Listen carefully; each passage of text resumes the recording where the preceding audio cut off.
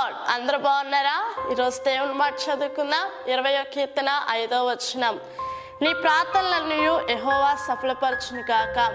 చాలా మంది తమ జీవితంలో గొప్ప గొప్ప పనులన్నీ మేము మా బలంతో సాధిస్తాము అని అనుకుంటా ఉండి విఫలమైపోతూ ఉన్నారు. అయితే దేవుడు ఈరోజు చెప్తా ఉన్నాడు, గొప్ప గొప్ప పనులన్నీ సాధ్యం అవ్వాలి అని అంటే కనుక పట్టుదలతో కూడిన ప్రార్థన నువ్వు చేసినట్లయితే కనుక దేవుడు నీ ప్రార్థన విని నీ ప్రతి పనిలో సఫలతను అనుగ్రహించే దేవుడే ఉన్నాడు.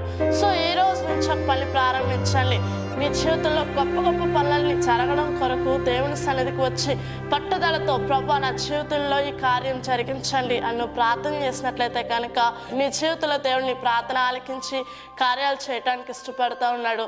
దేవుడి ఈ వాగ్దానం మన జీవితంలో నెరవేర్చును గాక. ఆమేన్. ఉత్సాహించి పాడుదము